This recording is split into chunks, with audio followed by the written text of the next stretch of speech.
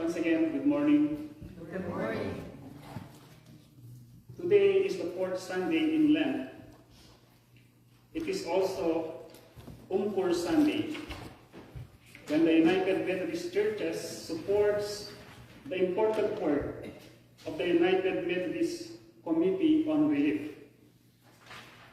Through this ministry, the Church extends compassion and practical help to people affected by disasters around the world. Umkur also trains communities on how to respond during times of disaster and emergency. This is one of the 6 special Sundays in the United Methodist Church that invite us to give generously so that the Church can continue its mission of mercy. Our scripture today from Gospel of John chapter 9 speaks about another kind of crisis, blindness. Stories about Jesus giving sight to the blind appear in several Gospels. Sight is one of the most important human senses. Through our eyes, we understand the world around us. Without sight, it becomes much harder to function. But today's story is not only about physical sight. It is also about spiritual sight, about seeing the truth of who Jesus is. The story begins when the disciples ask Jesus an important question. Rabbi, who sinned, this man or his parents, that he was born blind? In the culture of that time, many believed that suffering, sickness, or misfortune must be the result of someone's sin. We see a similar idea in the story of Book of Job, when Job's friends assume that his suffering must have been caused by wrongdoing. But Jesus rejects that assumption. He says that neither the man nor his parents sinned. Instead, the man's condition would become an opportunity for God's word to be revealed. Sometimes we are also blinded by our own assumptions and prejudices. We judge others quickly. We think we understand why things happen, but our biases can prevent us from seeing the truth. Jesus came not only to heal physical blindness, but also to remove the blindness in our hearts and minds. God created each of us for a purpose, to reveal His glory. Even in difficult circumstances, God can work through our lives. After the man received his sight, the people around him were amazed. His neighbors began asking questions. Is this the man who used to sit and beg? Soon he was brought before the Pharisees for questioning. Some of the Pharisees immediately rejected the miracle because it happened on the Sabbath. They said that the man who healed him could not be from God because he did not follow their interpretation of the law.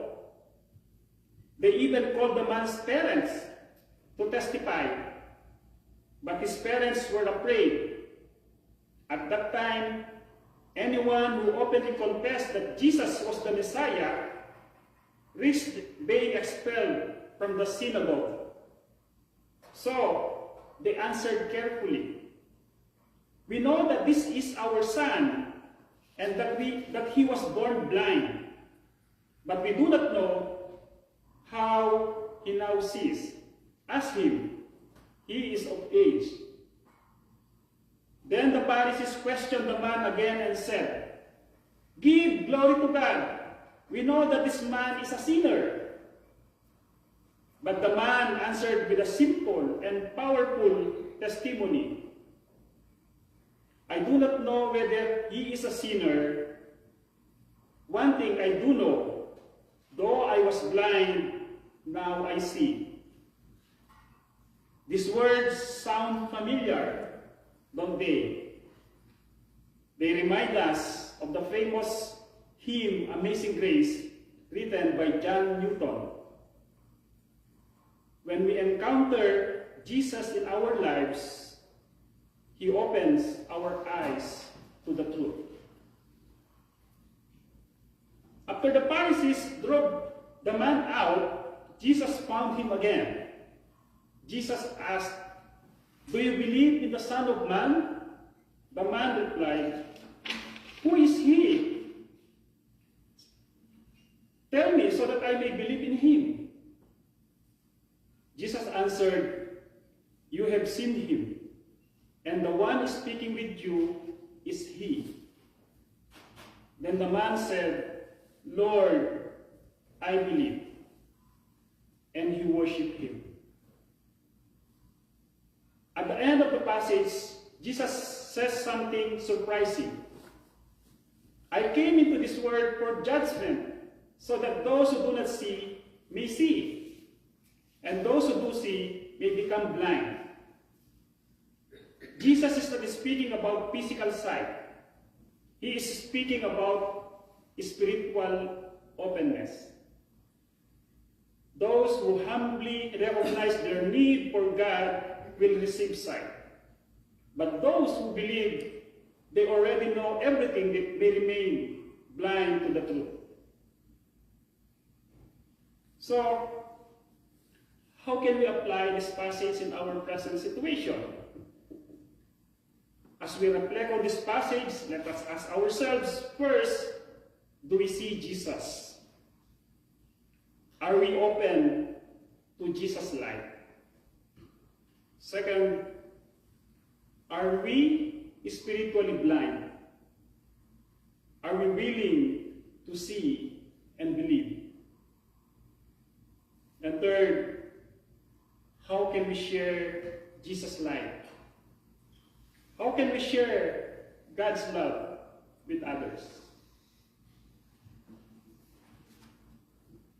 The story is told about a sign written over a basket of apples in a nursery school canteen, which read, "Do not take more than one. God is watching." On the other counter, there was a box of chocolates with a sign over it written by a child, which read, "Take as many as you want.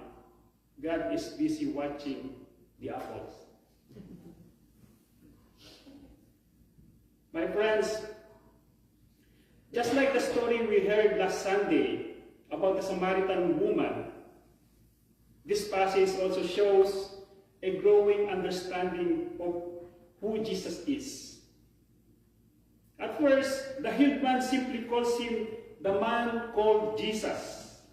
Later, he recognizes that Jesus must be a prophet. Eventually, he comes to believe that Jesus is Lord. This reflects the growing understanding of Jesus in the early church, described in the Gospel of John. Brothers and sisters in Christ, not all blindness is physical. There is also emotional blindness, intellectual blindness, social and political blindness, and spiritual blindness. Sometimes people have eyes but still cannot see the truth. But Jesus, as the light of the world, he came to remove our blindness and give us true sight. Like the words of Amazing Grace reminds us, "I once was lost, but now I see. May we continue to believe in Jesus, the light who gives us sight, not only physical sight, but also emotional, intellectual, and spiritual understanding.